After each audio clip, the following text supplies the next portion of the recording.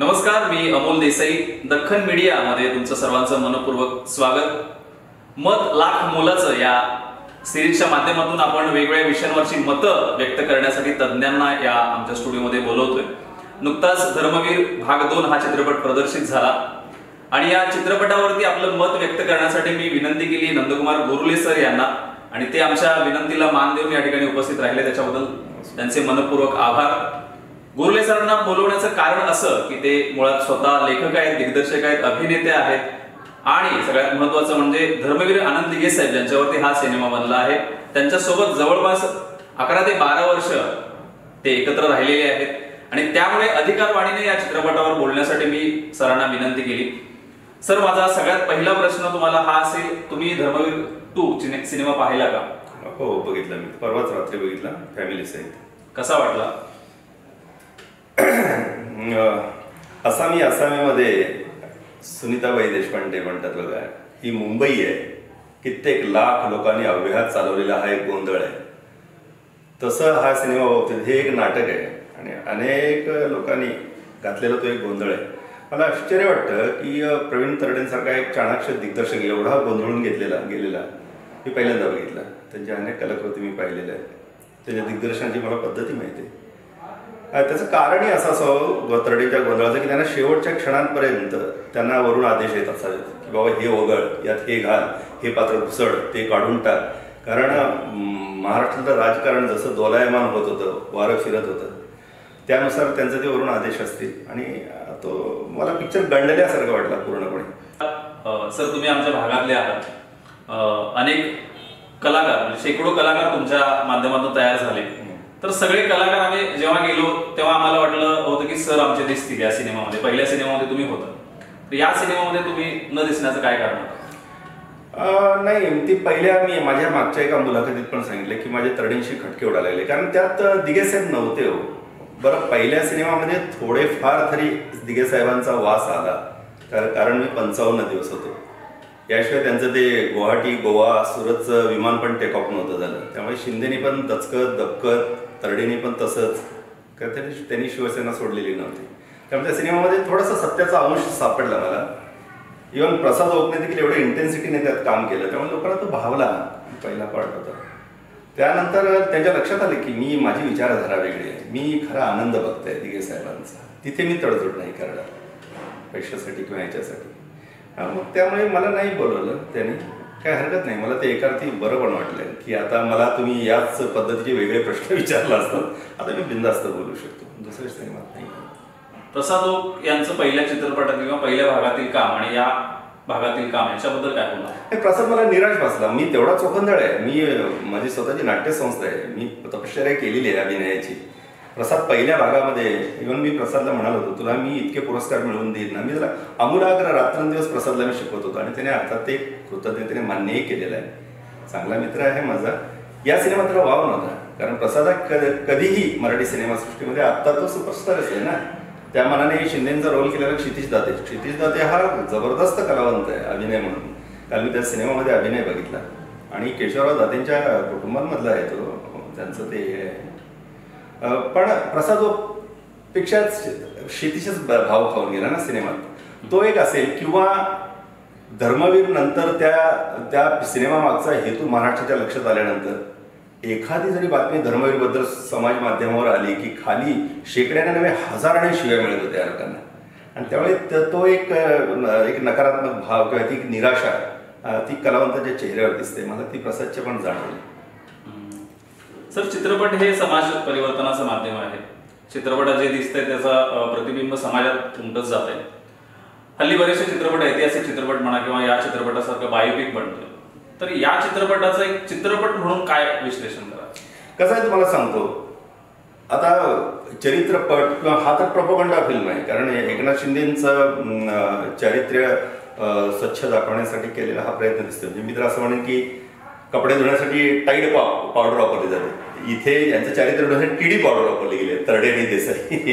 तर हा cinema propaganda आहे. परंतु बघा तुम्ही, उरी सिनेमा निघाला होता, तुम्हाला आठवतं 2019च्या दरम्यानमध्ये उरींचा फायदा मोदींना झाला. कारण सिनेमा प्रोपगंडा तुम्ही करताना ना फक्त लोकांच्या डोक्यामध्ये ते सीड्स बीज टाकायचं असतं फक्त याने डायरेक्ट झाडच लावायचा प्रयत्न केला. सरळ सरळ क्लिअर कट बाळासाहेबांपेक्षा दिघे साहेबांपेक्षा एकनाथ शिंदे मोठे आहेत आणि ते मग लोकांना भावत नाही. कारण आत्ताची तुमची जी तरुण पिढी आहे ना ही खूप हुशार आहे. ही तात्काळ 1-2 सेकंदामध्ये सोशल मीडियावर जाते आणि पटकन फॅक्ट तपासते आणि ते मग कळतं की बाबा तद्दन खोटं आहे सगळं. आणि त्यामुळे हा सिनेमाचा हा हेतू त्यांचा फसलेला आहे असं मला बुमरँग झालं, त्यांच्यावर उलटलंय. किंवा पहिल्या सिनेमानंतर ते जर शांत बसले असते ना तर थोडीफार त्यांची आणि त्याने फायदा झाला. बरं, धर्मवीर 1 नंतर एकनाथ शिंदे मला वाटतं मराठवाड्यामध्ये त्यांची सीट आली, कोकणामध्ये आली मला वाटतं, तर त्याचा थोडा फायदा झाला होता नाही म्हटलं तरी. कारण मुळात दिघेसाहेब माझं गुरु आहे दिघेसाहेब.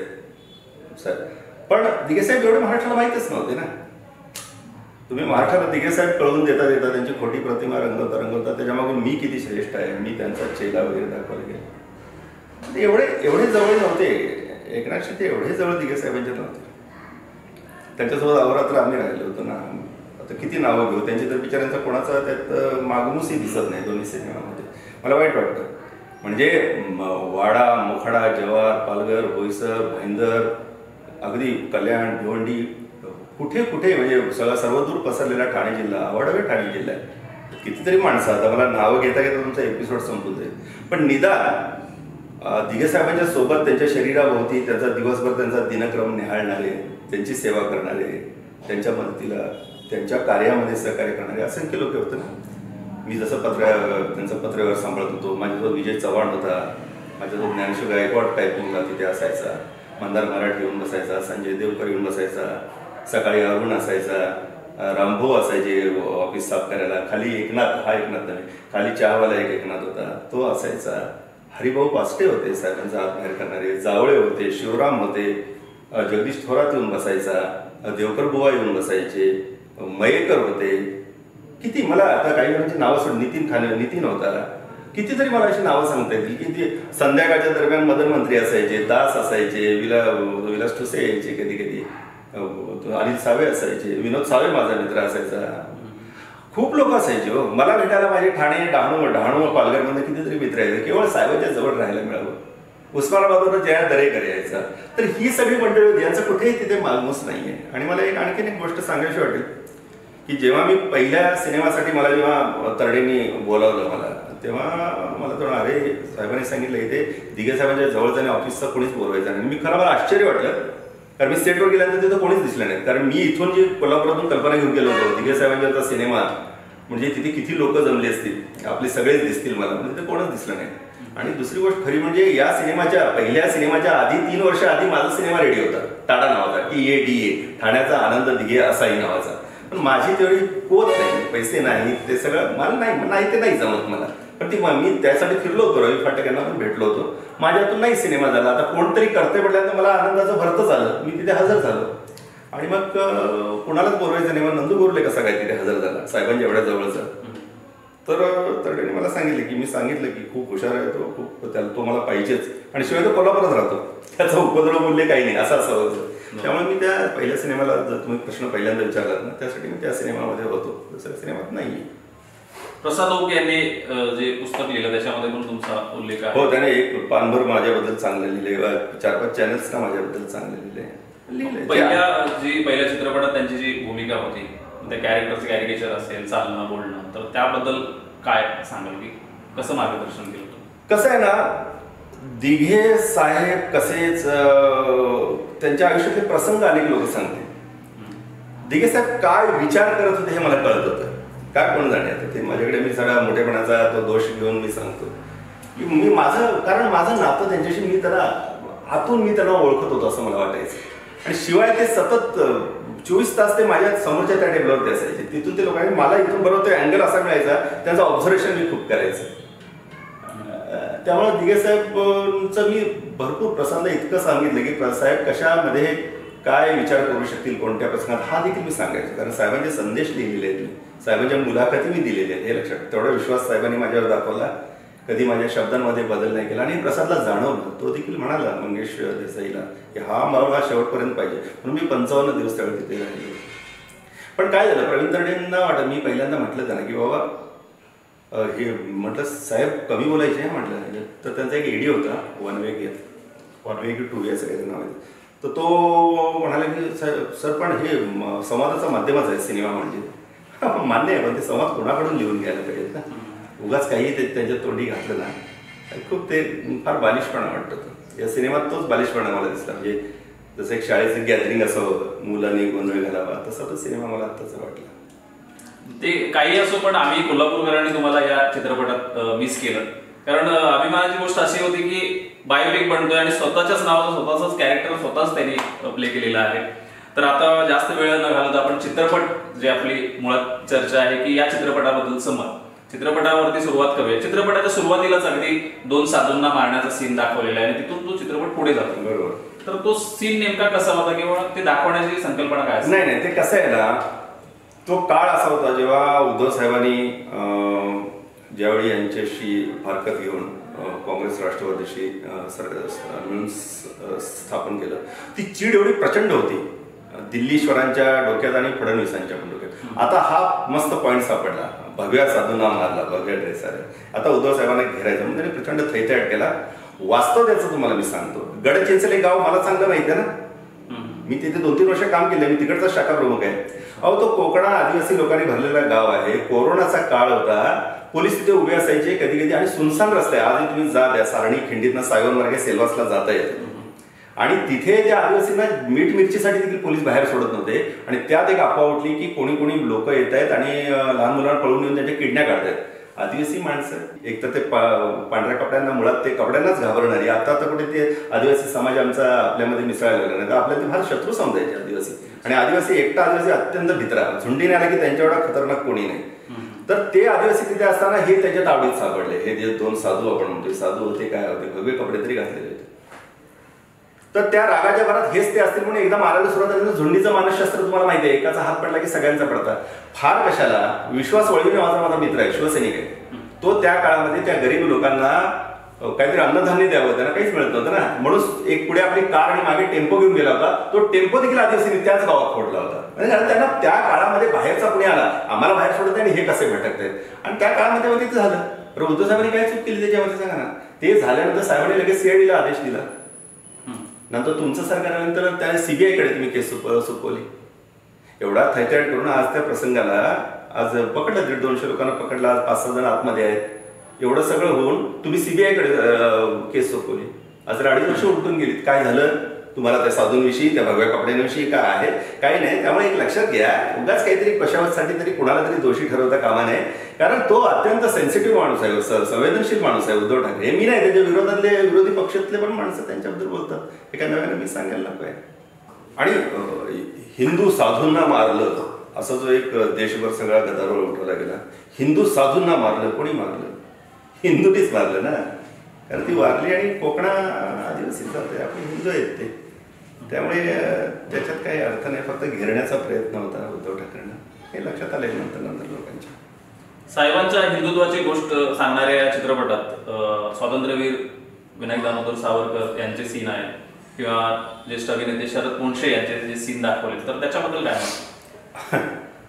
सगळं हास्यास्पद आहे ते. कारण मीच काय, माझ्या नंतर तिथे आता काम करणारे असू देत किंवा माझ्या आधीचे ज्येष्ठ शिवसैनिक असू देत किंवा एकनाथ शिंदेना देखील ठाऊक असेल, साहेबांचे असलं हिंदुत्व नव्हतं. हे असं बेरकी बेगडी हिंदुत्व याचा पुरस्कार साहेबांनी कधी नाही केला. किंबहुना ज्यांना इतिहास माहीत असेल शिवसेनेचा, त्यांनी लक्षात घ्यावं की साहेब सीकेपी होते. आणि हे असे हे तथाकथित सनातन हिंदुत्ववादी जे म्हणतो ना आपण, शेंडी जाणवेवाले, यांच्या ताब्यातनं कसं साळसूपणे साहेबांनी आपसूक शिवसेना वाढवली, त्यांच्या ताब्यातनं ते हिंदुत्व घेऊन शिवसेनेला कशी खासदारकी प्रकाश परांजपेंना घेतली यांना माहीत नाही. आणि साहेब सीकेपी होते. तसे तुम्हाला माहिती आहे विवेकानंद देखील सीकेपी होते. शिकागोला ज्यावेळी विवेकानंद त्या ब्राह्मण समाजाच्या ह्याच्यासाठी हिंदुत्वाचं हे करण्यासाठी गेले, त्यावेळी विवेकानंदांना विरोध झाला होता इथल्या याच लोकांच्याकडनं. कारण हा सीकेपी आहे, हा मांस मच्छी खातो, हा सिगारेट ओढतो, अशा टाईपचं काय काय त्यांच्यावरती झालं होतं.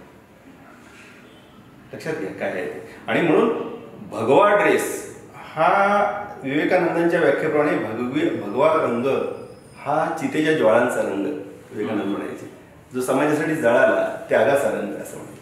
तो घालण्याचा अधिकार विवेकानंदांना होता, तसा या आनंदाला पण होता. दिघे साहेबांना. पण दिघे साहेबांनी कधीच भगवा रंग घातला नाही. असा हिंदुत्वाचा या सिनेमामध्ये जे दाखवलंय त्यांनी पट्टत पुरस्कार वगैरे हिंदुत्वाचा, त्यांच्या तोंडून मी हिंदू हा शब्द ऐकला का लक्षात घ्या कधी, एवढ्या म्हणजे 12 वर्षामध्ये. त्यांचं हिंदुत्व वेगळं होतं हो. त्यांचं हे असलं हिंदुत्व नव्हतं.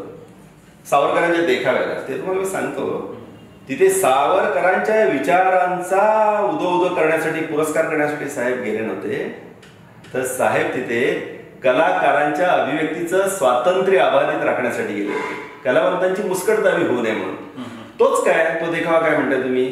शरद पोंक्षेने नंतर मी नथुराम बोलते, नथुराम नाटकाचे प्रयोग ते साहेबांनी ठाण्यामध्ये अभय देऊन चालू केले. संतोष पवारला नाटक करायला विचारा, त्याचं यदा कदाचित साहेबांनी अभय दिलं. साहेबांचा विचार फार व्यापक होता हो. ते सहजीवनवादी होते, हे असलं काय नाही. आणि मला सांगा, एवढं ज्या पद्धतीने हिंदुत्वाचा पुरस्कार हा, तर तो तरडेंची आयडिया सोडा, ते लक्षात येते. एवढा पुरस्कार केला असता आमच्या एवढ्या मोठ्या आनंद आश्रमात एकतरी सावरकरांचा फोटो पाहिजे होता, नाही दिसणार तुम्हाला सावरकर. त्यामुळे हे हिंदुत्व वगैरे सगळं थोताट आहे. भगवा ड्रेस कधी साहेबांनी घातला नाही. साहेबांना हे असलं सतत हिंदुत्व म्हणून जे काय चालेल ना, समाजामध्ये दुही द्वेष पसरवणारा तो माणूस नव्हता. फार वेगळा माणूस होता. कुणाला कळलंय आनंदी घे कळण्यासाठी तरडेंच्या आकलन कक्षाच्या बाहेर आहेत आनंदी घे. मी तर आयुष्यभर जरी सांगत बसलो तरी त्यांना ते कळू शकत नाही दिघे साहेब काय होते. त्यामुळे ते हिंदुत्व वगैरे तुम्ही ते आता म्हणताय ना, तसं काही मनात घेऊ नका. द्वेष पसरेल त्याच्यामुळे. थोडं छान जगतोय ना आपण. काय आता घराघरामध्ये 2-2 भाऊ देखील 2 भाग झालेले आहेत. देशाच्या हिंदुत्वामध्ये हिंदू लोकांच्या मध्ये देखील 2 भाग झालेले आहेत. बघताय तुम्ही, हे चांगलं नाहीये. मुळात ह्या देशाचं धर्मच वेगळा आहे, रचनाच वेगळी आहे. सगळ्यांनी मिळूनच आपल्याला पुढे जायचं आहे. 2 भाग करून टांगती तलवार ना मुसलमानांच्या मानेवर राहावी ना हिंदूंच्या मानेवर राहावी, हे वेगळे हिंदुत्व आहे. आणि साहेबांनी कायम हे धिक्कारलेलं आहे बरं. त्यामुळे याच्यामध्ये हा त्यांचा जो प्लॅन आहे की साहेबांना अशा पद्धतीनं दाखवूया, असं काही नव्हतं. हिंदुत्वाची गोष्ट वगैरे आम्हाला ते हसायला येतं बघितल्यानंतर. आणि यांचे जे प्रयत्न चाललेत ना ते बघितल्यानंतर आणखीनच झालं ते बालिशपणाचं वाटतं. आणि याला जोडूनच आणखीन एक मला सांगावं असं वाटेल, पोंक्षे किती छान नट आहेत तुम्हाला माहिती. ते हिंदुत्वाविषयी त्यांचं जे हिंदुत्व आहे जे आम्हाला पसंत नाही आहे, आम्हाला मंजूर नाही आहे, त्या हिंदुत्वाची व्याख्यानं देत फिरतात. त्या पोंक्षेने दाखवलं तथास्तु वगैरे काय स्टाईलमध्ये दिघे साहेबांना. हेच पोंक्षे आता जे उद्धव ठाकरेंना किंवा या शिवसेनेला विरोध करतात. उद्धव साहेबांनी काँग्रेस राष्ट्रवादीशी युती करून उद्धव साहेब ज्यावेळी मुख्यमंत्रीपदाची शपथ घेणार होते तेव्हा पोंक्षेंचं समाज माध्यमावरती तुम्ही पहा जरा, त्यांचं भाषण काय उद्धव साहेबांचं कौतुक केलं त्यांनी. त्यांच्याच आवाजात सांगितलं, एवढं त्यांना ते भावलेलं होतं उद्धव ठाकरे. आता त्यांना काय झालं तर हे सगळे ढोंग असतं, लोक समजतात. फार काळ राहत नाही. म्हणजे 1 खोटं 10दा सांगितलं तर तुम्हाला माहिती खरं वाटू शकतं, पण 1 खोटं तर तुम्ही 100दा सांगितलं तर महा खोटं वाटू शकता. तर त्यांचे हे चुकत आहेत. त्यांच्याकडे जरा टॅलेंट कमी आहे या बाबतीमध्ये. सिनेमा काढताना देखील त्यांचं जे आहे प्रोपोगंडा फिल्म्स, मगाशी तुम्ही जो प्रश्न विचारला होता ते असंच आहे. हळूच करायचं असतं. ते त्यांना नाही जमलं, या सिनेमात नाही जमलं आणि याचा उपयोग होणार नाही. दुर्दैवाने पैसे गेले, ते त्यांचे नाही जनतेचे पैसे गेले. कलाकार खुश झाले तुमच्यासारखे. तुम्ही पण नट आहात, अभिनेते आहात. कारण तुमचं पोट आहे, पोटाची आग आहे, डोक्याची आग आहे म्हणून तुम्ही कला सादर करता. तुमचं जीवन अस्थिर असतं कलावंताचं. मी देखील तुमच्यासारखाच एक छोटासा कलाकार आहे. आपलं जीवन अस्थिर. कोरोना काळामध्ये तरी काही आपल्या मित्रांनी आत्महत्या केली नाही का. तर यामुळे सिनेमासाठी त्यांना पैसा मिळावा हे सगळं ठीक आहे, पण याचा अर्थ त्या कलावंतांना तुम्ही विकत घेतल्यासारखं होत नाही. कारण मध्ये एकदा निर्माते मंगेश देसाईंची क्लिप तुमच्या कानापर्यंत आली की नाही मला माहीत नाही, माझ्याकडे आहे ती. त्यांनी सरळ सरळ तुमच्या अभिनेत्यांना शिव्या घातल्यात. त्यांनी या सिनेमाचं तुम्ही प्रमोशन का नाही करत, आई घाल्या हो, हे इंचो तुम्हाला पार्ट 3 मध्ये काम करायचे की नाही, तुम्हाला पेमेंट मिळालं म्हणजे झालं का वगैरे वगैरे. ते वाईट केले. ते मला अनेक कलावंतांचे धर्मवीर या 2 मध्ये देखील काम करणारे अनेक कलावंतांचे, मला ज्येष्ठ कलावंतांचे फोन आले, हे किती वाईट बोललाय मंगेश म्हणून. अरे मंगेशने असं करू नये, एवढी डोक्यात हवा जाऊ नये. तू निर्माता नाहीच आहेस. तुझी कपॅसिटी, तुझी प्रतिभा काय, किती त्याची मर्यादा काय, तुझी कुवत काय ते आम्हाला माहित आहे. तुझं नशीब आहे, आता खा, पैसे खा, मजा कर, मोठा हो, जा, आम्हाला काही पडलेलं नाही. पण सगळ्या कलावंतांना जर तू असं म्हणत असेल तरी वाईट आहे ना. मला सांगा, तुम्ही अभिनय म्हणून काम करता, तुमच्यावर जबाबदारी असते प्रमोशनची का नाही ना. तुम्ही काम करायचं, 4 पैसे मिळतात ते घ्यायचं आणि यायचं. हा, त्यासाठी आहे ना तुमच्याकडे 33 देशांमध्ये ज्यांचं बंड फेमस झालं ते एकनाथ शिंदे. एवढी मोठी शक्ती तुमच्या मागे आहे. महाशक्ती, अजस्त्र महाशक्ती दिल्लीची तुमच्या मागे आहे. एवढं मोठं झी तुमच्या मागे आहे. प्रचंड अलोट संपत्ती आहे. त्याने प्रमोशन करावं ना. छोट्या छोट्या कलावंतांनी काय तुमचं प्रमोशन करावं. आणि ते बिचारे काय टाकणार, फेसबुकवर काही एखादी पोस्ट टाकायचं तर खाली शिव्या येत आहेत. ते सावधपणे भूमिका म्हणतात. त्याने ते करू नये असं मला वाटतं. या चित्रपटामध्ये दिघे साहेब आणि शरद पवार साहेबांची जी मैत्री किंवा मैत्रीपूर्ण संबंध दाखवण्याचा प्रयत्न केला आहे, तर त्यांची मैत्री नेमकी कशी होती किंवा नव्हती, काय होतं? हे बघा, मैत्री म्हणजे कधी मी तर कधी पवार साहेबांना भेटताना बघितलेलं नाही. फक्त एकच तुम्हाला मी सांगेन, या सिनेमामध्ये ना की शरद पवारांचा हळूच उदो केला गेला आहे, त्यांना चुचकारण्याचा प्रयत्न झाला आहे. काय तर त्याचं कारण असं, कुठेतरी या लोकांना कोणीतरी माहिती दिली की दिघे साहेबांचे आवडते नेते शरद पवार होते. तर मी तुम्हाला सांगतो मित्रांनो, माझ्याकडे अजूनही तो अंक असेल कदाचित, कुणी छापला मला माहीत नाही, मला शोधावं लागेल. पण त्याच्यामध्ये ते एक सदर असायचं बघा पूर्वी, चांगलं चुंगलं नावाचं असं काहीतरी, माहिती आहे ना, तुमचं आवडतं जाण्याचं फिरायला जाण्याचं ठिकाण, तुमचा आवडता कपड्यांचा रंग, तुमचा आवडता खाद्यपदार्थ, तुमचा आवडता राजकीय नेता, आवडता कलावंत, अशा टाईपचे सदर असायचं. त्यात तुमचा आवडता राजकीय नेता याच्यापुढे दिघे साहेबांनी दिलेली 3 नावं मला माहिती आहे. ते म्हणजे इंदिरा गांधी, बाळासाहेब ठाकरे आणि शरद पवार. त्यात बरोबर आपल्या सोयीचं निवडायचं. शरद पवार निवडा, इंदिरा गांधी पण घ्या, कारण काँग्रेसबरोबर युती केली. इंदिरा गांधीचं त्यांना अपायकारक आहे, त्यांच्या सोयीचं नाही म्हणून ते नाव वगळलं गेलं. असं सोयीचे पात्र घ्यायची, सोयीचे संवाद टाकायचे, हे या सिनेमामध्ये भरपूर रेल चेल काय म्हणतो ना आपण, तसं आहे या सिनेमात मी बघितलं. या सिनेमामध्ये राज ठाकरे साहेबांचे पण काही प्रसंग आहेत, तर त्या संदर्भात काय बोलाल? अगदी. आता मला कळत नाही, राज ठाकरेंचा प्रत्यक्ष गौरव केला गेला त्याच्यामध्ये. म्हणजे राज ठाकरेंसारखा झंझावात असताना तुम्ही हे काय निवडलं किनाऱ्यावर वगैरे वगैरे काहीतरी. प्रवीण तरडेंची मला डायलॉगबाजी माहिती आहे कशी असते ती. तर त्याच्यामध्ये मला एक कळत नाही की राज ठाकरेंचा गौरव केला की त्यांचं अवमूल्यन केलं. कारण बघा ना, राज ठाकरे, नारायण राणे यांनी जसं केलं तसं तू न करता अख्खी शिवसेनाच घेऊन जा, म्हणजे त्यांनी केली ती गद्दारी.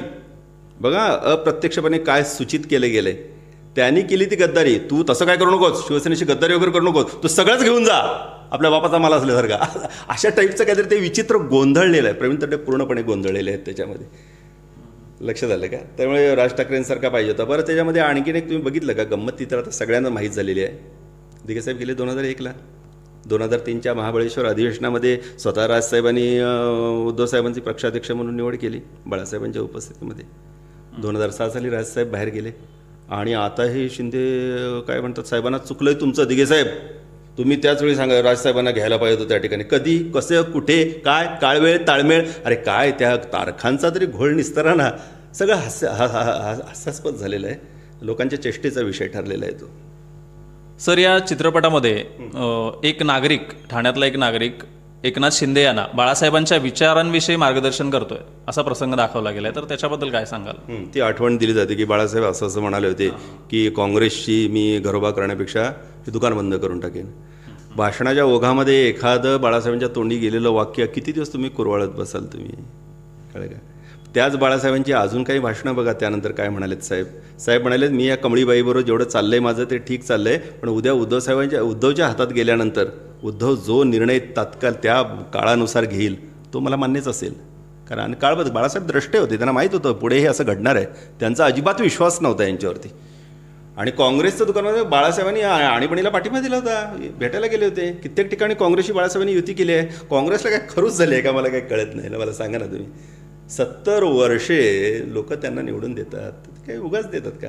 आणि 70 वर्ष म्हणजे मी उपाशी माणूस आधाशासारखा खातो, तसं 70 वर्षानंतर ही मिळालेली सत्ता आता ही ओरबाडल्यासारखे सगळे आता हे BJPचं जे चालू आहे ते आपण बघतोय.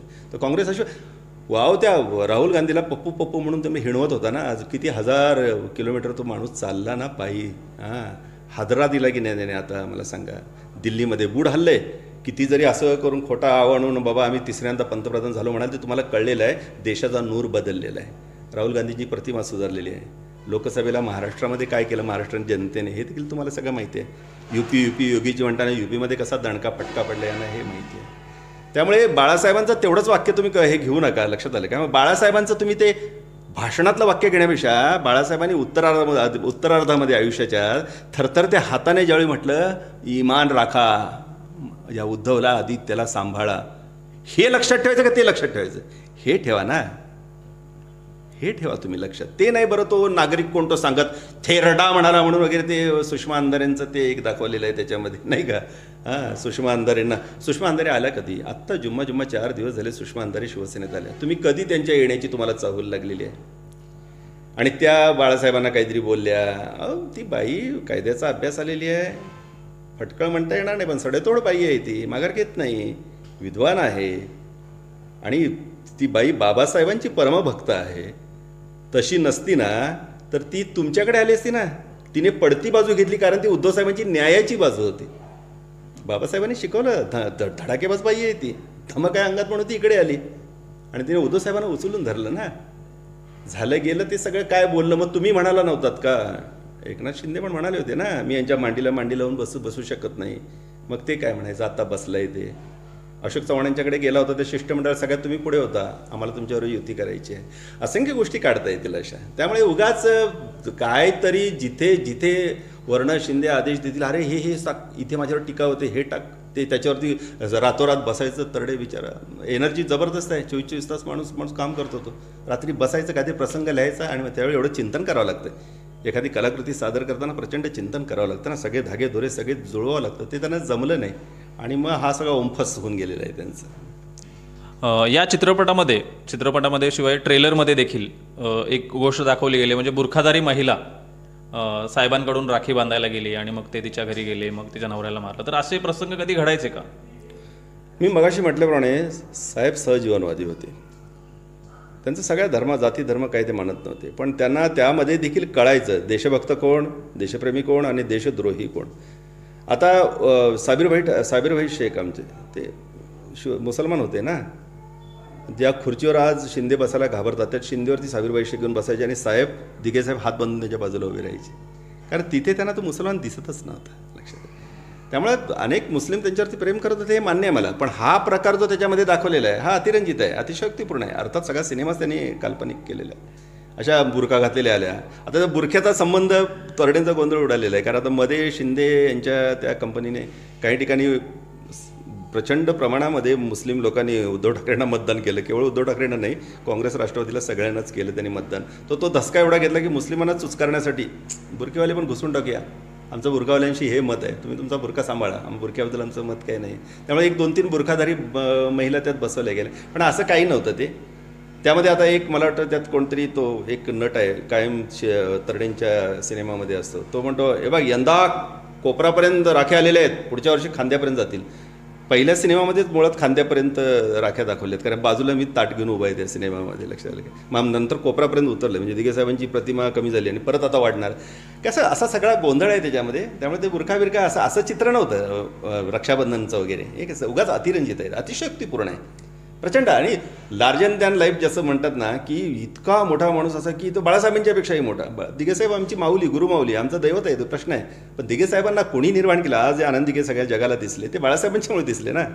मी मागच्या एका मुलाखतीत सांगितलं होतं की आकाशाचं आणि सूर्याशी नातं. साहेब बाळासाहेब आकाश होते, त्यातला हा एक सूर्य होता, हे लक्षात घ्या. त्यांचं अवमूल्यन करण्याचा तुमचा जो प्रयत्न चालला आहे आणि त्यामुळे आता तो आज सकाळीच मी बघितलं, तो कोण, तो संजय शिरसाट नावाचा एक महामूर्ख माणूस जो आहे, तो सरसरमध्ये आनंद दिघेला मारला. आनंद दिघेला, त्याला वाटतं आनंद दिघे नावाचा ठाण्यामधल्या कुठल्या तरी गल्लीबोळातला एखादा गुंड भाई वगैरे असायचा. अरे शिरसाटा, तुझ्यासारखे असंख्य मंत्री, आमदार, खासदार, महापौर शिरसाष्टांग नमस्कार दिवसाला 100 घालत होते साहेबांसमोर.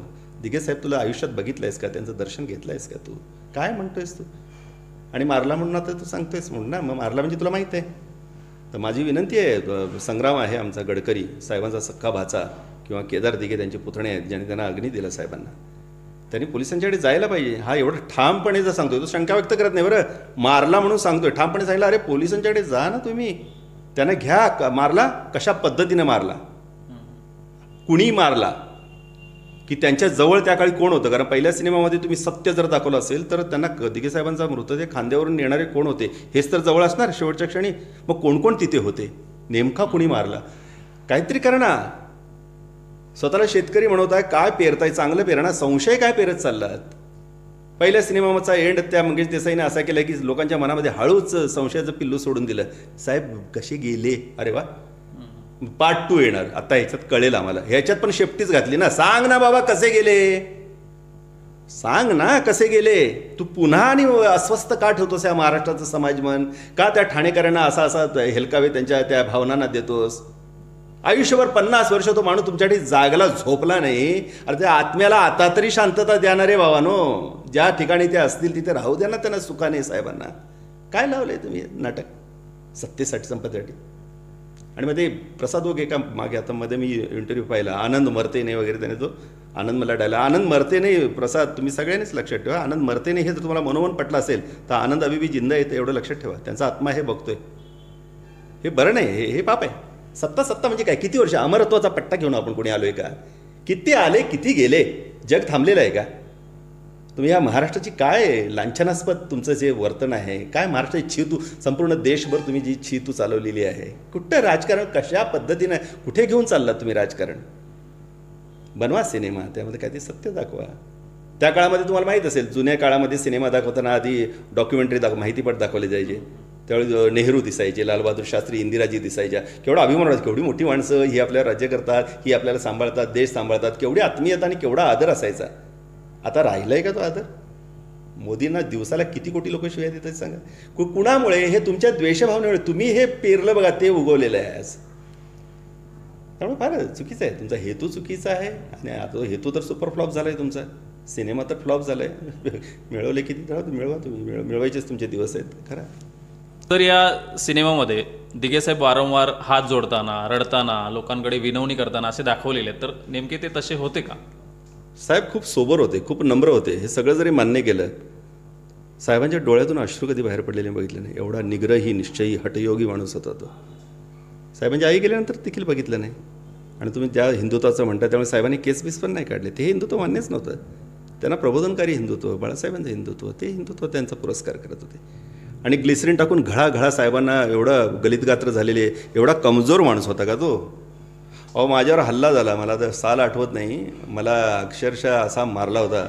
शिवजयंतीची वर्गणी मागायला रात्री मी गेलो होतो एका ठिकाणी पेट्रोल पंपावरती, रात्री 2:30ला गेलो होतो. अर्थात तो काळ आमचा धामधुमीचाच होता. आणि माझ्या जवळजवळ 8-12 फ्रॅक्चर होते माझ्या अंगावरती. हे सगळं डोकं फुटलं होतं, इथे 18 टाके होते. आणि मला सिव्हिलला आणून असा अंडरगार्ड ठेवला होता, कारण माझ्यावरतीच वरती दरोड्याची केस टाकली होती. म्हणजे मला मारून वरती दरोडे. रात्री 3ला साहेब आले होते एकटेच. 2nd फ्लोअरला अंडरगार्ड आहे सिव्हिल हॉस्पिटलला ठाण्याला. डबल जाळी लावून आतमध्ये मला असं टाकला होता. बाहेर 2 हवालदार होते. रात्री आल्यानंतर साहेबांनी पटापट मला उघडलं, बाहेर आणलं. साहेबांच्या पाया पडलं आणि खाली मान घालून उभं राहिलो. कुठे गेला होता साहेब? वर्गणी मागायला गेलो होतो. रात्रीचाच गेला होता ना? खाली मान घातली मी. पण ते रात्रीचाच गेला होतास ना, त्यावेळी साहेबांच्या डोळ्यातली वेदना मी बघितलेली आहे माझ्याविषयी. ही केवळ माझ्याविषयी नाही, आपल्या प्रत्येक कार्यकर्त्याविषयी, किंबहुना समाजातला जो दीनदलित, वंचित, दुःखित माणूस आहे, प्रत्येकाविषयी ती वेदना होती. ती आम्हाला ओळखता यायची. ती तुम्हाला ओळखता आली नाही, ती दाखवता येत नाही, म्हणून घळाघळा ग्लिसरीन टाकून त्यांना रडताना दाखवलं. पहिल्या सिनेमामध्ये तायडे म्हणून ते काय त्या बलात्कार झालेल्या मुलीसाठी काय असं नव्हतं ना. मग केवळ गद्दाराला माफी नाही एवढ्यावरनं जर त्यांना तुम्ही टाळा लावताय, तर तिथे तर त्यांनी खून केलेला दाखवलाय साहेबांनी, नाही का? पहिल्या सिनेमामध्ये तुम्ही बघा ना. आणि मुळात गद्दाराला माफी नाही हे वाक्य नव्हतं. मी त्यांना सांगितलं होतं तरड्यांना, वाक्य ते असं आम्ही बोर्ड लावला होता, शिवशाहीचा न्यायदंड, गद्दारांना मृत्यूदंड. पण ते डेंजर पडलं असतं, म्हणून ते मी त्यांना तरड्यांना मीच सांगितलं ते सौम्य करा आणि गद्दारांना माफी नाही असं ते करा म्हणून. असं आहे ते एकत्र. मी हा म्हणजे प्रसंग जो उपस्थित केला किंवा जो प्रश्न उपस्थित केला मी, की दिघेसाहेब हात जोडताना दाखवलेले आहेत. म्हणजे तो जेलमधला एक प्रसंग आहे. ते विनवणी करतात की मला 1 दिवस सोडा, मी त्यांना जाऊन दिसतो, मग ते उपोषण मागे घेतील वगैरे. तर तुम्ही एक मला मागच्या आपण मुलाखतीत प्रसंग बोललेला की तुमच्याबद्दल जेव्हा जे कोर्टात आले आणि पटकन तुम्ही निघाले, तर एवढी पॉवर असताना ते एखाद्याकडं मला बाहेर सोडा म्हणून हात विनवणी करू शकतील? नाही, ते हात विनवणी अमोलजी करू शकतील, ते असं नाही. कारण ते मुळात इतके नम्र होते आणि म्हणून तर त्यांनी माणसं जिंकली ना, मनं जिंकली त्यांनी. जिवंतपणे त्यांच्या रामाकृष्णाचे फोटो जांभळी नाक्यावरती 10-20 रुपयाला मिळायचे रस्त्यावरती. त्याचवेळी दिघेसाहेबांचे फोटो 70 रुपयाला विकले जायचे. म्हणजे परमेश्वराच्या 7 पट मोठे होते. तो भाग झाला. पण कुठे हात जोडणं, कुठे नम्र होणं, सामान्य याला देखील ते नम्रतेने हात जोडायचे, शाळेच्या शिपायाला देखील नम्रपणे हात जोडायचं. पण याचा अर्थ ते भेदरट होते, डरपोक होते नाही. त्यांचा दरारा, त्यांची ताकद काय होती तो आता तुम्हाला प्रसंग ऐकायचा म्हणून सांगतो. 11 महिने मी आतमध्ये होतो आणि त्यानंतर मला जेव्हा माणूस जास्त काळ राहतो अंडर ट्रायल जेलमध्ये, त्यावेळी केस लवकर लागते. माझ्या 11 महिन्यात केस लागली आणि माझा 11 महिन्यामध्ये साहेबांनी सतीश सामंत वकिलांना सांगून 3 वेळा बेल मारायला लावली हायकोर्टामध्ये, म्हणजे माझं जामीन व्हावा. 3 वेळेला माझी बेल फेल गेली, कारण मला त्या डहाणू भागामध्ये एवढा प्रचंड विरोध झालेला होता. मी छोटासा माणूस, पण माझे शत्रू मोठे मोठे होते, आमदार, खासदार हे सगळे. आणि शिवसैनिक असल्यामुळे एक्झॅक्टली शिवसेना मी उपशाखा प्रमुख होतो. उपतालुका प्रमुख रमेश शेट्टीच्या नेतृत्वाखाली तिथे काम करत होतो डहाणू त्या भागामध्ये. त्यावेळी आमचा उपतालुका प्रमुख बाळू कामतची देखील तिथेच त्याच काळामध्ये हत्या झाली होती आणि मी ते गाजवलं होतं. टेरर होतो मी दोन्ही गोष्टी माझ्या आहेत. मी टेरर पण आहे आणि मी डेअरिंग करतो पण. माणूस 2 प्रकारचा असतो, एक डेअरिंग बाज असतो आणि एक डेअरिंग करतो. मी दोन्ही करतो. तेव्हा ते तिथे हलवून टाकलं होतं आणि त्याचा मला नुकसान एवढं झालं, हल्ले झाले, 2 तडीपाऱ्या झाल्या, नंतर अर्थात साहेबांच्याकडे गेल्यानंतर माझ्या आयुष्याला वेगळं वळण लागलं. तर तो प्रसंग तसा होता की खोटे ओळख परेडसाठी माणसं आणून ना मी गुन्हेगार म्हणून माझ्यावरती खोटी केस टाकली आणि माझा जामीन नाही झाला. आता सगळे मला जेलमध्ये तर पोचलेले वकील असल्यासारखे ते आरोपी असतात जन्मठेपला गेलेले, ते मला सांगायचे की अरे भाई तेरे को तो लगनी वाले 15-20 साल, 15-20 वर्षाची. मी मग शांत होतो, पण मला आतून असे काहीतरी वाटत होतं की मला काही नाही होणार असं. आणि मग ज्यावेळी मला आणला कोर्टामध्ये, ज्यावेळी माझा निकाल लागणार होता, माझी बहीण साहेबांच्याकडे गेली ऑफिसला. साहेबांनी बहिणीला सकाळी बघितलं, अरे तू तिकडे बस म्हणाले, आणि साहेब तिथे बहीण माझी बसून राहिली आणि साहेब बाहेर गेले. बहिणीचा थरथराट झाला की आता कोर्टात मला आणलेलं आहे, कोर्ट जवळच जांभळी नाक्यावरती, सेशन कोर्ट त्यावेळी. त्यावेळी पालघर जिल्हा नव्हता. आणि माझ्या भावाला आता लागली असेल तर सजा, आज त्याचा निकाल आहे. ती हवालदिल झाली, पोटात पाणी नाही, अन्न नाही, ती बसली आहे नुसती. आणि परत साहेब यायचे, परत काय ते काम कर, परत निघून जायचे. असं करता करता संध्याकाळ झाली. 5 वाजल्यानंतर बहिणीला वाटलं माझ्या भावाला तिकडे नक्की शिक्षा झाली असणार. 6 वाजल्यानंतर तर कोर्टच बंद होतं. तिने सगळी आशा सोडली. 6ला हा गडी बाहेर आला साहेब ऑफिसमध्ये, ए जा तू कोर्टात जा, बहिणीला म्हणाले. आणि ती धावत पळत अजूनही माझ्या डोळ्यासमोर तो प्रसंग उभा आहे. ताई कशी माझी चालत आली, मी असं वरतून आशेनं बघत होतो गेटकडे. खाली माझ्यासमोर 2-3 आरोपी होते आणि ताई अशी पळत आली, मुला येत आहेत मागणं, म्हणजे साहेब येत आहेत. आणि नंतर हा वाघ आमचा आला, गण्या होता त्यावेळी. गण्या आता वारला, एक काळाकुट्टा आमचा कार्यकर्ता होता. दोघे तिघेच पोरं घेऊन आले अशा मस्तपैकी दुसऱ्या माळ्यावरती आली. हवालदाराने मला चहा मागवला होता, त्यातला चहाचा एक घोट घेतला, माझ्या गालाला पिंचोत एवढंच म्हणत मिश्किलपणे असं केलं. कोर्ट बंद झाल्यामुळे जस्ट त्याच्या केबिनमध्ये येऊन थांबला होता. ती केबिन बरोबर आमच्या समोर होती, पडदा असा झाकलेला होता. मला असं केलं, साहेब त्या केबिनमध्ये घुसले, अगदी अर्ध्या मिनिटामध्ये बाहेर आले आणि सरळ चालू पडले त्या जिन्याकडे. दुसऱ्या सेकंदाला हवालदाराने पटापट आमच्या हातकड्या काढल्या, कारण आम्हाला उभं करायचं होतं जस्ट समोर. आम्ही जाऊन सगळे उभे राहिलो थरथरत. काय तो क्षण मला आठवत नाही की नेमकं काय आता 20 वर्ष आयुष्याचं तारुण्य जाते की काय. आणि जजने आमच्याकडे असं बघितलं, हे पहा तुम्हाला सगळ्यांना निर्दोष सोडून देण्यात येते. म्हणजे हायकोर्टात 3 बेल मारून जो माणूस म्हणजे त्या माणसाला 100% लागते. हा नियम असा आहे. कुठल्याही गुन्हेगारांना ज्यांनी जेल पाहिलेली आहेत, आम्ही तर अनेक वेळा पाहिली काय संघटनेसाठी. आता ते सिनेमामध्ये दाखवले, ए काय तो गोगावले तुझ्या किती केसेस रे, शिरसाट तुझ्या किती केसेस. काय झालं ते केसेसचं, कुठल्या केसेस केल्या सांगा ना. आम्ही आमच्या सांगतो, 2-2 डझन केसेस आम्ही आमच्या शिवसेनेसाठी झाल्या. आम्ही काही स्वार्थासाठी नाही केलं, कुणाही गरीबाला आम्ही लुटलं नाही, काही नाही केलं, संघटनेसाठी केलं. आज आम्ही पत्र्यांच्या घरात राहतो, तुम्ही पाहत आहे. आमची संपत्ती काय आहे, ती अब्जावधी आहेत ना आमच्याकडे. काय त्या कपाटातल्या पुस्तकामध्ये शब्द, तीच आमची संपत्ती. आमचा पेटी ढोलकं, आमचं नाट्यगृह, आमची व्यायामशाळा. त्याचं पण नाव मी बघितलं नाट्यगृहाचं तुमच्या, आनंद घे. हो, आनंद घे. ते आनंद द्यायचा नाही घ्यायचा. आपल्याला काय आपण काय मिळवतच नाही त्यांना. आपण मुलांना शिकवतो छान. आम्ही कलावंत आहोत, तसे कलावंत मनाचे आहोत. म्हणून तर दिघे साहेबांनी माझ्या हातात पेन दिलं ना, माझी तलवार काढून टाकून. त्या काळामध्ये दुसरा जर माणूस कुठे वाह्यात आम्हाला वाईट वळणाला लावणार, गुणग्राहक होते. बाळासाहेब असू दे, दिघे साहेब ही गुणग्राहक मंडळी होती. यांना माहीत होतं कुणाला कुठे बसवायचं, कुठल्या कोंदणामध्ये. मला त्याने पेन दिलं. आज तुम्हाला माहीत असेल माझ्या जवळजवळ 20-22 मला सर्वोत्कृष्ट लेखनाचे पुरस्कार आहेत सगळे.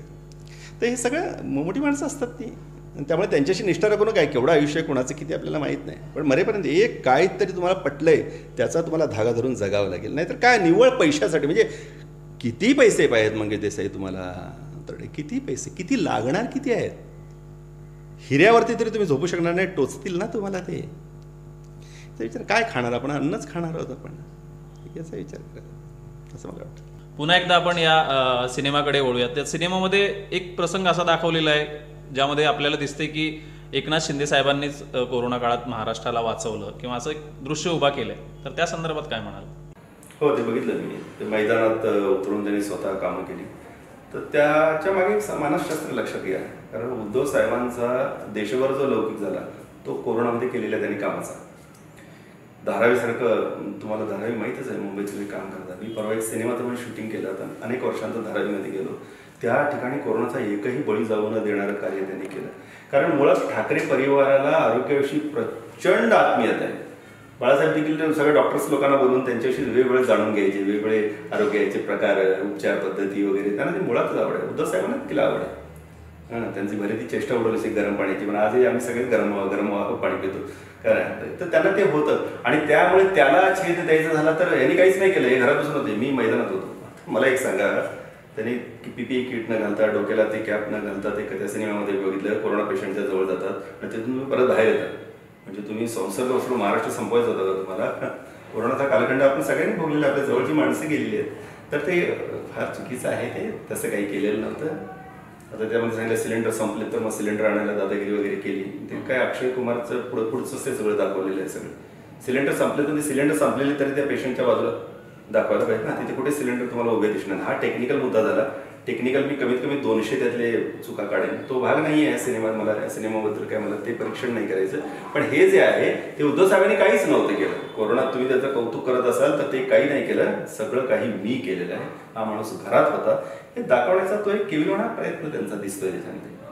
आणि बाकीचं तुम्ही बघितलं की एकंदर त्या सिनेमाचा ढाचा तरड्यांच्या स्टाईल प्रमाणे मुळशी पॅटर्न असं साऊथ स्टाईल असं ते असं पुष्पा तर दिघेसाहेब पुष्पा नव्हते. दिघेसाहेब पुष्प होतं. एक फुल होतं. असं हळूवारपणे घेऊन त्याच्या त्या पाकळ्यांचे पदर उलगडायला पाहिजे होते. याने खस दिशी ते तोडायचा प्रयत्न केला आणि मग खस दिशेचा काटा त्यांच्या पोटात उचलेला. चित्रपटामध्ये अजून एक प्रसंग आहे बाळासाहेब ठाकरे यांचा. तर त्यांच्यातून एक वाक्य आहे की ब्राह्मणांच्या शेंडीतलं हिंदुत्व वगैरे त्या टाईपचं. तर ते काय मग असं तुम्हाला सांगते तेच ना. अहो शिवसेनेची स्थापना कशी झाली. कोदंड नावाने लिहिणारे प्रबोधनकार कोण होते त्यांना वाचा. त्यांचा पुत्र तो बाळासाहेब ठाकरे कोण होते. ते कुणाला शेंडी जाणव्याचं हिंदुत्व मान्य नव्हतं. त्यानंतर खरं तर आम्ही बोलू नये, आम्ही लहान माणसं आहोत, पण अनेक जण असे विद्वान म्हणतात की बाळासाहेबांनी त्या हिंदुत्वाचा जो घेतला वसा म्हणण्यापेक्षा बीजेपीचा हात धरून ते हिंदुत्व बाळासाहेबांनी घ्यायला नको पाहिजे होतं. कारण त्यामुळे आज जी शिवसेनेची वाताहत तुम्हाला म्हणतात तथाकथित वाताहत काय झाली नाही. पुन्हा बाग फुलवली उद्धवजींनी. पण त्याचं कारण हा जो दगा हा जो घात झाला हा त्या हिंदुत्वामुळे झाला. कारण एक बघा तुम्हाला शाळेमध्ये पण एक प्रश्न असायचा बघा. देशातले ते सर्वोत्तम कोण. लाल बाल पाल आणि मग त्यांची नावं काय विचारली जायची. लाल म्हणजे कोण. लाला लजपत राय. बाल म्हणजे बाळ गंगाधर टिळक आणि पाल म्हणजे बिपिनचंद्र पाल. तर एक लाल पंजाबचे, एक पाल बंगालचे आणि दुसरे पाल महाराष्ट्राचे. या तिन्ही राज्यामध्ये बीजेपीचा शिरकाव नाही झाला हे लक्षात ठेवा. या तिन्ही राज्यांनी स्वीकारलेलं नाही. आणि महाराष्ट्रात पण तो होणारच नव्हता. बाळासाहेबांचं बोट धरून ते आहे. आणि मग त्यांनी जो शिवसेना संपवण्याचा कारण त्यांची ती हेच आहे. त्यांचं ते पूर्ण माइंड सेट आहे त्यांचं की आपण ज्याचं बोट धरून त्यांना संपवायचं. हे बीजेपीचं आणि RSSचं धोरण आहे. ज्यावेळी प्रचंड अपमान व्हायला लागले तेव्हा उद्धवजीने हा निर्णय घेतला आणि अतिशय योग्य वेळी घेतला. भले त्यांना हा मोठा झटका बसेल पण असे झटके पचवण्यात ठाकरे तरवेज आहेत. त्यांनी पचवला. तर विधानसभेकडनं आता दिसते गुप्तचर खात्याच्या अहवालानुसार पुन्हा महाविकास आघाडीचं सरकार आहे. ती माणसं खरी आहेत असं माझं मत आहे. म्हणजे मी त्यांचा समर्थक आहे शिवसैनिक आहे म्हणून नाही. खरंच ती माणसं खरी आहेत. ती माणसं पाहिजेत. त्यावेळी बाळासाहेब होते महाराज होते. त्यानंतर आता बाळासाहेबांनी तो विडा उचलला होता. ते असं चालायचं. त्यामुळे बाळासाहेबांचं शेंडीचं चालवायचं तर मी तर उद्धवजींना या तुमचा जो व्हिडिओ आहे जर साहेबांच्यापर्यंत गेला मातोश्रीपर्यंत तर त्यांना विनंती करेन की हे बाबा सिद्ध कर बाबा माझ्या बाबाने म्हटलेलं. कळलं का. शेंडीचं मला एखादा तरी साहेबांचं बाळासाहेबांचं भाषण दाखव ज्यात हिंदुत्व हे बामणाच्या शेंडीत आहे असं वाक्य दाखव. नाहीतर त्यांना कोर्टात खेचावं लागेल त्यांना. नाहीतर हे कोणच काय बोलत नाहीत म्हणून ना हे सगळं चालूच राहील. आणि त्यामुळे होणार काय नाही. सत्य हे सत्यच. खरं हे कधीही आपल्या ग्रामीण भागात तुमची काय म्हण आहे ती पाण्यात हागलेलं कधी ना कधी वर येते. त्या पद्धतीने सत्य वर येईल. पण तोपर्यंतचा जो काळ आहे ना तो फार संघर्षाचा आणि सामान्य माणसांना अस्वस्थ कालखंड होऊन जातो. तो एक असं होऊ नये असं मला वाटतं. या सिनेमामध्ये असं दाखवलं गेलंय दिघेसाहेब वारल्यानंतर एकनाथ शिंदे यांनी सांगितल्यानंतरच पिंडाला कावळा शिवतो किंवा मृत्यूनंतर देखील दिघेसाहेबांचं दर्शन एकनाथ शिंदे यांना होतं. तर या प्रसंगाबद्दल काय बोलाल. करू नये. पाप आहे ते. म्हणजे तुमच्या मराठीमध्ये म्हटलं जातं की मड्याच्या टाळूवरचं लोणी खाणं. मी तर मड्याच्या टाळूवरचं लोणी खाणाऱ्याला देखील मी क्षमा करेन. भूक लागली असेल त्याला. पण मडं उकरून खाणाऱ्या अघोरी लोकांना काय म्हणावं. किंवा शिंदे म्हणतात पिंडाला कावळा शिवतो. शिंदेच्या स्वप्नामध्ये दिघेसाहेब येतात. मी उद्या म्हणू शकत नाही. मी तर तुमच्यापेक्षा तसा जास्त जवळचा होतो ना. माझ्या हातावर ते गाडीमध्ये झोपलेले आहेत. मी हॉस्पिटलमध्ये त्यांना लग्न करून आंघोळ घातलेली आहे. त्यांना भरवलं. त्यांच्या पायाला कैलास जीवन सोडलेलं आहे. विचारा ना खूप लोक सांगतील मी काय केले ते. माझ्या अनेक प्रमाद त्यांनी पोटात घातले. ते माझ्या स्वप्नात यायला हवेत. आलेही होते पण ते कधी साहेब गेल्यानंतर 1-2 वर्षांत आले होते. आले. मी माझ्या लहान मुलीला घेऊन असं पुढे गेलो. साहेबांना साहेब म्हणून हाक मारतोय. टेमी नाक्यावरनं साहेब तिकडे तलावपाळीच्या दिशेने चालू पडतात. मला वाटतं माझे साहेब माझ्याशी का बोलत नाही. बेबीच्या देटापासून ओरडत त्यांच्या मागे जातोय. साहेब बघतच नाहीत. तलाव पार करतात. मी मागणं पुरीला घेऊन साहेब साहेब साहेब साहेब साहेब बघतच नाही. तलाव पार झाल्यानंतर एक नाला दिसला मला. अशी एक रेल्वेचा ब्रिज दिसला आणि एक नाला वाहतोय. त्या नाल्यातनं साहेब पलीकडे गेले आणि अखेरीस असं जीवाच्या आकांताने मी त्यांना हाक मारली, साहेब. साहेबांनी माझ्याकडे वळून बघितलं आणि हसत त्या नाल्यातनं नग्न होऊन आले माझ्याकडे. मला कळे ना त्या स्वप्नाचा अर्थ. मी सकाळी उठल्या ताबडतोब पाठीचं स्वप्न. ठीक आहे, ऑफिसला फोन केला. हरिभाऊने फोन उचलला. म्हटलं हरिभाऊ ठाण्यात सगळं बरं आहे ना? म्हटलं काय रे? आणि मला साहेबांचं असं स्वप्न म्हटलं. हरिभाऊ काय म्हणावे? ओसडीच्या साहेबांची पुण्यतिथी हे स्वप्न आहे. तर मी माझ्या मुलाच्या डोक्यावर हात ठेवून सांगतो हे खरं स्वप्न आहे. सांगावं त्यांनी सांगावं आपल्या मुलाच्या डोक्यावर हात ठेवून की दिघे साहेबांचा मला असा साक्षात्कार झाला आणि तू सगळी शिवसेनाच घेऊन निघून जा आणि मी वाटेत तुझ्या आलो तर मला बाजूला करून तू हिंदुत्व आला मिटिंगला. हिंदुत्व वा हिंदुत्व काय हो हिंदुत्व काय भयंकर शब्द झालाय ना या देशामध्ये. वाईट आहे वाईट आहे. तर हे असं आहे. तर तुम्ही तुमच्या प्रश्नाचं उत्तर मिळालं ना तुम्हाला? तर असं काही नाही आहे. ते कावळ्याला पिंडाला कावळा बिवळा शिवणारा कावळा हजर करा ना तो. आता मी सांगू का मला स्वप्नात परवा कावळा आला होता आणि म्हणाले हे असं काही नव्हतं. मी सांग या सिनेमामध्ये अजून एक प्रसंग असा आहे की सणासुदीला साखर नसल्यामुळे साखरेचं गोदाम फोडून साखर वाटण्यात आली. ते कसं काय घडलं होतं? मी सांगितलं होतं तरड्यांना ती कथा. ती साखरेचं नाही, धारा तेल नव्हतं, गोड तेल नव्हतं. काळ्या बाजारवाल्याने ते सगळा साठा करून ठेवला होता आणि दिघे साहेबांनी ती गोदाम आम्हाला फोडायला लावली आणि आम्ही टेमी नाक्यावरती आमच्या ऑफिसच्या आनंद आश्रमाच्या समोरच असे स्टॉल उभे करून आम्ही स्वतः विकायचो. दारातील अशा एवढ्या रांगा लागायच्या. खोक्यामध्ये अक्षरशः पैसे नोटांचा असे कट्टे आम्ही आतमध्ये जाऊन मोजायचो. एका रुपयाने पण हात लावत नव्हता. तसं तोरणावरती सोन्याचे हंडे सापडल्यानंतर त्यातल्या एका याला पावड्याने हात लावला नसता तसं ते धारा तेलाचं होतं. त्याने ते साखरेवरती केलं सुद्धा आणि तिथे मारामारी वगैरे परत छान दाखवली. मस्त फायटिंग दिशा धमाल होती सगळी. सिनेमामध्ये एक प्रसंग असाही आहे की एकनाथ शिंदे हे ऑफिसच्या बाहेर बसलेले असतात आणि एक महिला येते आणि रोहित शिंदे असं म्हणते आणि मग त्यावेळी त्यांचा इगो हट झाल्यासारखं काहीतरी प्रसंग आहे. मग ते बाहेर जाण्याचा निर्णय घेतो. त्या प्रसंगाबद्दल काय वाटतं? कोण होती ती इंग्रजी बोलणारी तरुणी? काय संबंधीचा? हुईज एकनाथ शिंदे? बरं एकनाथ शिंदे आज तर म्हणतात की 33 देशांनी माझी दखल घेतली माझ्या खंडाची, कायदे उठावाची, शिवसैनिकांच्या मते गद्दारीची. तुम्हाला त्यावेळी तुम्हाला तेवढी साधी तरुणी ओळखत नव्हती तुम्हाला. म्हणजे काय तुम्ही स्वतःचं अवमूल्यन कशाला करून येत आहे? एकनाथ शिंदे माहीत होते ना सगळ्यांना. हुईज शिंदे म्हणाले ठीक आहे तिला माहीत नसेल का त्याची, पण केवळ हुईज शिंदे म्हणून धुमसणारे ते एकनाथ शिंदे दाखवतो आता शिंदे काय म्हणून तुम्ही गद्दारी केली का? त्या तरुणीवरती चिडून केली? कशासाठी केली? हुईज शिंदे तर नाही. प्रसंग खोटा आहे. सिनेमॅटिक लिबर्टी नावाचा जो प्रकार आता नवीन अस्तित्वात आला ना यात नाचा तुम्ही. पण मित्रांनो चरित्रपट करताना नका घेऊ लिबर्टी एवढी. तुमच्याजवळ आहे ना आता गेलेला माणूस आहे ना तो. आम्हाला तर अजून साहेब गेले नाहीत असं वाटतंय. एवढीपूर्वी 22-23 वर्ष झालीत साहेबांना जाऊन. सगळं हाताशी तुमच्याकडे मटेरियल असताना नको ते काहीतरी काय घसरत आहे. आपल्याला कोणी विचारणार नाही मागे आपल्या शक्ती आहे दाखवायचं म्हणून तरडेने हे प्रकार करू नयेत. त्यांचं खूप नुकसान झालंय या सगळ्या ह्या गोंधळामुळे आणि हे सगळ्यांना जाणवलेलं आहे पण बोलणार कोणी नाही. असं माझ्या शुभेच्छा आहेत सगळ्यांना. सर तुम्ही पहिल्या सिनेमात होता. मंगेश देसाई यांचा चांगला परिचय असेल तुमचा. पण त्यांनी खरोखर घर विकून हा चित्रपट केलाय का? मंगेश माझा आता मित्र झाला. नंदू भाऊ भाई काय नंदू भाऊ म्हणून. नंदू भाऊ तुम्हाला माहित नाही माझी काय तारांबळ उडाली आहे. मी घर विकलं. खोटं आहे ते. कंगना राणावत पण आता कुठला सिनेमा करताना मी घर बेच्या फिल्म केली आहे वगैरे कंगना राणावत म्हणत होती. ज्या दिवशी तिची मुलाखत झाली त्या दिवशी एका पार्टीमध्ये मस्तपैकी नाचत होती, खात पित होती, मजा करत होती. घर विकणारा माणूस एवढ्या पार्टीमध्ये लाखो रुपये उधळतो का? तसं काही नाही आहे. प्रचंड पैसा आहे त्यांच्या पाठीशी. आता तर फ्रीमध्ये शो वगैरे दाखवले चालले. पॉपकॉर्न हातामध्ये दिले चालले. घर काय विकलं नाही. घरं किती घेतली असेल मला काय त्याचा असूया नाही आहे सोडा. लक्ष्मी कुणाला प्रसन्न होय. आम्ही सारस्वत होतो. आमच्यावर शारदेचा आशीर्वाद आहे. आमच्याकडे शब्द आहेत, आमच्याकडे लेखणी आहे. आम्ही छान जगतोय. आम्हाला मुळात आम्हाला महत्वाकांक्षाच नव्हती. आणि माणसाला महत्वाकांक्षा असेल पण ती प्रचंड असावी मान्य मला. राक्षसी नसावी. राक्षसी महत्वाकांक्षेमुळे वाटलं होतं. त्यामुळे ते खोटं आहे.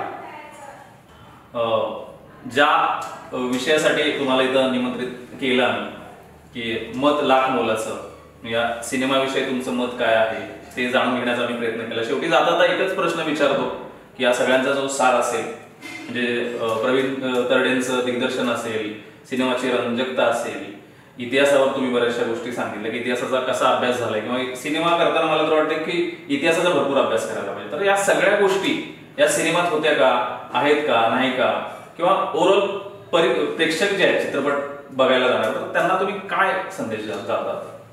मी संदेश काय देणार नाही, कारण का मी तसा नाही म्हटलं तर आता मी साठीकडे निधी केला. आता जी तुमची तरुण पिढी आहे ना ही खूप हुशार आहे. आता परवा तुमच्या सिनेटच्या निवडणुकीमध्ये आदित्य ठाकरे या तरुणाने युवासेनेत 10च्या 10 सीट आणल्या. म्हणजे मला एक बरं वाटलं. आणि पाठोपाठ इथे मराठा मंदिर गडिंग्लजसारख्या ठिकाणी मराठा मंदिर थिएटरमध्ये देखील खालचे तरुण वर्ग आदित्य ठाकरे जिंदाबाद म्हणतात, कारण त्याची 10 सीट आल्यामुळे. म्हणजे तरुण एवढा चाणाक्ष, एवढा हुशार, एवढा आधुनिक, एवढा नव्याची हौस असणारा, नवं जाणून घेऊ इच्छिणारा, खरं खोट्याची जाण असणारा, देशाविषयी दूरदृष्टी असणारा, हे सगळ्यात आता तरुण आहे. त्यामुळे मी कोणाला काही संदेश देणार नाही. तुम्ही पहा सगळ्यांनी, मीच म्हणेन जाऊन सिनेमा पहा तुम्ही पहिल्यांदा काय आहे ते. त्याचा प्रभाव पाडून घेऊ नका हेही मी सांगणार नाही. पडला तर पडला, आज न उद्या ते खरं खोटं ठरणार आहे. पण नाही, मला माझा हिरमोड म्हणजे काय, मी खरं तर काय सिनेमा मी अनेक लोकांचं त्याच्यामध्ये अभिनय कसा करतात, माझेच मित्र आहेत सगळे, कसे करतात, कसं आहे, कारण एक शेवटी आपण विद्यार्थी आहोत ना कलेचे. आपण पहिल्या पायरीवर तर त्या कोटी पायऱ्या जर असतील कलेच्या क्षेत्राच्या, सरस्वतीच्या दरबाराच्या, आपण अजून पहिल्या पातळीला आपण भोज्य केलेला नाही. पण मला ते आवडतं म्हणून मी सिनेमा बघायला गेलो. त्यामध्ये बघा ना, क्षितिज दादाने खूप सुंदर अभिनय केला त्याच्यामध्ये. आता ते त्या केशवराव दातेंच्या ह्याच्यातले. दुसरा एक छोटासा प्रसंग, माझा मित्र विजय निकम, शेवटला ते काहीतरी मातोश्रीवरनं माणसं येतात आणि प्रॉपर्टी विचारायला, हा एक काल्पनिकच प्रसंग आहे बरं. तर त्याच्यामध्ये देखील ते 8 प्लॉट आहेत म्हणून सांगतो. विजय निकम जे एक छोटासा ठहराव देऊन त्याने जे बोललेलं आहे घशातून, ग्रेट अभिनेता. तर ते मजा येते ते तसलं काही बघायला. तर असं काही सिनेमाचे बलस्थान वगैरे काय गाणी पण काही लक्षात राहत नाही. बाकी अभिनय काय या लोकांना तर काय आता नवीन जे आलेले आहेत त्यामध्ये अनेक लोक चांगली घेतलेले आहेत. की ते इंगळेंचं तर आनंद इंगळेचं ना त्यांनी केलं ते. मला तर असं वाटतं की सिनेमाचा एंड जो होता शेवटला गुवाहाटी टेक ऑफ अपमान झाल्यानंतर जे केलंय तिथे मला एक असं गमतीने वाटतं अमोलजी की तिथे असं केलं, तिथे एंड न करताना असं केलं, एंड केलं तर करता ब्लॅकआउट आणि मागून एक आवाज पाहिजे होता, काय डोंगर काय झाडी, एकदम वाक्यामध्ये आहे असं एक वाक्य टाकायला पाहिजे. म्हणजे निदान प्रेक्षकाचे पैसे वसूल झाले असे. म्हणजे पुन्हा पुन्हा ते वाक्य ऐकण्यासाठी प्रेक्षक, म्हणजे त्याचा ताण आणि ते डोक्यातला गोंधळ, जो निर्माता दिग्दर्शकाच्या डोक्यातला गोंधळ जो प्रेक्षकांच्या डोक्यात उडालाय ना, तो निदान एकदम मस्तपैकी एक शेवटचा असा एक विनोदी पंच तिथं जायला पाहिजे असं मला वाटतं. त्यामुळे सिनेमात काही राम नाही आहे, मुळातच बनवणाऱ्यांच्या मनामध्ये राम नाही आहे असं आहे. बाकी सगळ्या कलावंतांना मित्रांनो माझ्यातर्फे तुम्हाला शुभेच्छा आहेत. बरं, खूप आपापल्या परीने छान काम केलं तुम्ही. शेवटी आपण कलावंत आहोत, करत राहा. धन्यवाद सर, तुम्ही आमच्या विनंतीला मान देऊन आलात. आम्हाला जे दिघे साहेब मुळात जे होते किंवा चित्रपट हे जे माध्यम आहे कसं आहे, काय आहे, चित्रपट कसा बघायला पाहिजे, तर हे तुमच्यापर्यंत पोहोचवायचं होतं आणि आम्ही तो हा छोटासा प्रयत्न केलेला आहे. मत लाख मोलाचं ही सिरीज आपण अशीच पुढे चालू ठेवणार आहोत. अशा पद्धतीचे काही व्हिडिओ जर तुम्हाला बघायचे असतील तर तुम्ही खाली कमेंट्स मध्ये कमेंट करू शकता की कशा पद्धतीचे व्हिडिओ व्हायला पाहिजेत आणि हा देखील व्हिडिओ तुम्हाला कसा वाटला. शिवाय दिघे साहेबांच्या बद्दलचा तुमचा एखादा अनुभवातला प्रसंग असेल तोही तुम्ही कमेंट करून मध्ये सांगू शकता. पुन्हा एकदा धन्यवाद सर. धन्यवाद. धन्यवाद. धन्यवाद. धन्यवाद.